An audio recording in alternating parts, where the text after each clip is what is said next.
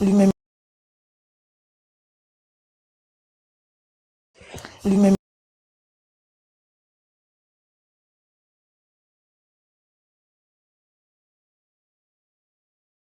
il a, lui-même,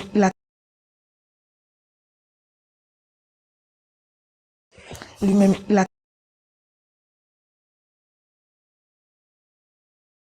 lui-même, il a traversé, on n'est pas parti. Dieu merci, même parce que s'il n'était pas avec moi, je ne sais pas si j'allais tenir, parce que quand on comprenait la traversée du désert du Niger là, on va te dire non, c'est quelque chose de 10 minutes, c'est archi faux, c'est quelque chose environ de 40 à 45 minutes, peut-être 50 même. Et vous marchez à vive allure.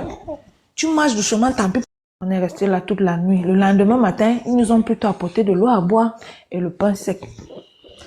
Donc j'ai retrouvé dans un groupe de gars, des Camerounais, plusieurs nationalités, mais ils nous ont répartis. Les Nadia, on les a amenés ailleurs, donc on nous a laissés avec les Camerounais et d'autres nationalités. Ils n'étaient pas nombreux, mais c'était les Camerounais qui étaient nombreux, on était peut-être environ 16 personnes. On est donc restés là. Moi, je m'étais préparée en conséquence, j'avais acheté des petites réserves de nourriture, eau, coca et autres. Donc ce qu'ils nous avaient donné est donc fini. Ce n'est pas maintenant qu'on utilisait. Et dans le groupe, personne n'avait plus rien. Ce n'est que moi, parce qu'on avait tamisé tout le monde. Et l'argent là que j'avais caché ça toujours dans je peux pas dire ça. J'avais caché ça soigneusement. Donc, on n'a pas vu.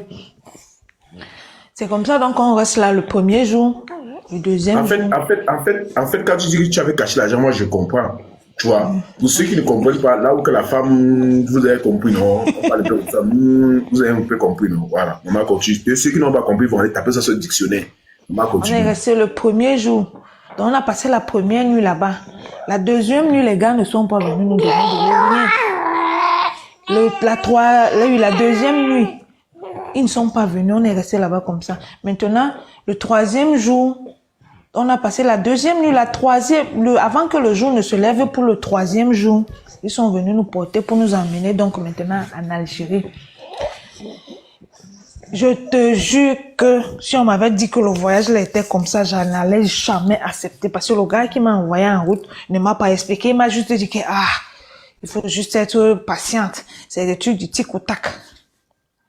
On nous a mis dans une pick-up, une petite pick-up. La pick-up là, on était environ 30 personnes. Ils sont d'abord venus avec d'autres personnes. Et la pick-up là, on nous a mis. Et plus nous, on faisait environ 30 personnes. Donc c'est le genre de pick-up que tu es assise. Moindre faux mouvement, tu tombes par terre, tu meurs. On a pris donc... entre-temps, on avait pris certaines cordes. On a attaché tout autour pour qu'on puisse un peu s'agripper dessus.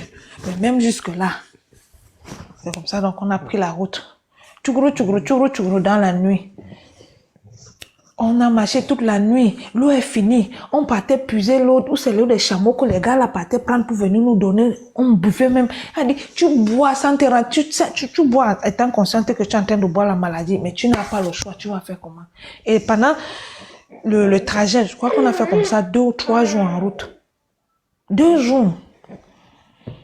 Là où la nuit tombe, nous trouve, c'est là où on dort. Que ça nous trouve dans les cacas de bœuf, que ça nous trouve dans les arbres piquants. Tu dors seulement là-bas. C'est comme ça que Dieu a fait jusqu'à ce qu'on a roulé. Tout se passait bien. Tout s'est bien passé pour nous. On est arrivé maintenant entre la frontière du Nigeria, du Niger et de l'Algérie. J'ai seulement oublié les noms là. La Maracène, non? Non, avant d'arriver à Tamarasek, avant d'arriver même au village là où, le premier village là où on vend les animaux là. Il y a une frontière là qui sépare le Nigeria et l'Algérie avant d'arriver au désert de l'Algérie. Je sais pas trop, j'ai oublié. Avant d'arriver au désert de l'Algérie. C'est comme ça donc que les convoyeurs qui devaient nous emmener nous fouillent. Ils disaient qu'ils cherchaient si on n'a pas de Samaka. Je ne sais pas. Je ne sais pas trop. Non, c'est pas Samaka. C'est pas Samaka. Les convoyeurs là nous fouillent. Ils nous disaient qu'ils ne peuvent pas, on va traverser le désert de l'Algérie la nuit. On ne peut pas traverser avec les Écosses sur nous, parce que nous, les Africains, nous, on aime trop les gris-gris.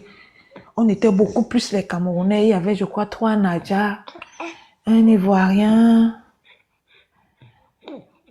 je crois peut-être 1 ou 2 Béninois. C'est comme ça qu'ils nous fouillent. Et entre-temps, personne n'avait plus rien à manger. Donc, c'est moi qui gérais tout ce groupe-là. Et le petit qui était avec moi, quand on nous avait amenés en brousse là, j'ai appelé donc mon convoyeur, mon coxeur pour lui dire que ouais, puisqu'il connaissait le petit, j'ai dit que ouais, je suis avec un petit comme ça. Il m'a dit que tu le connais. Il dit effectivement, je ne sais pas, son transport c'est combien, parce qu'il faut pas qu'on arrive là-bas, tu fasses ses problèmes. Je l'ai pris avec moi, je ne pouvais plus le laisser vu sa situation. Son transport c'est combien? Il me dit que, il me donne le prix. Je lui dis que non, qu'il diminue un peu parce que je n'avais pas prévu ça. Qu'il m'envoie son compte Orange Money pour payer, pour lui faire un dépôt d'argent. Il me dit que si je suis sûr que je vais lui payer, que je laisse qu'on arrive là-bas, je le gère. Puisque étant là-bas, je ne peux pas le fuir, c'est chez lui que je vais descendre.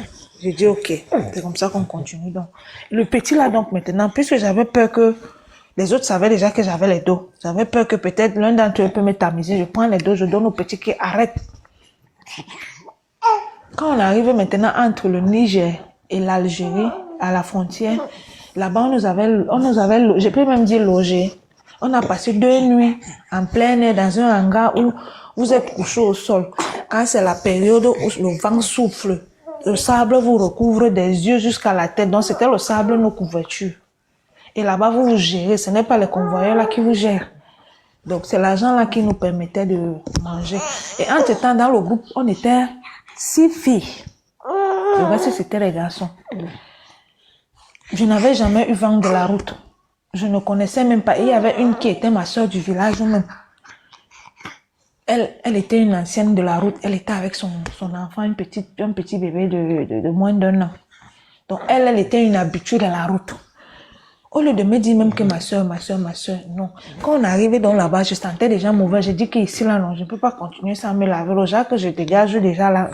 C'est comme ça que les Niger là nous montrent, les Touaregs là nous montrent les toilettes.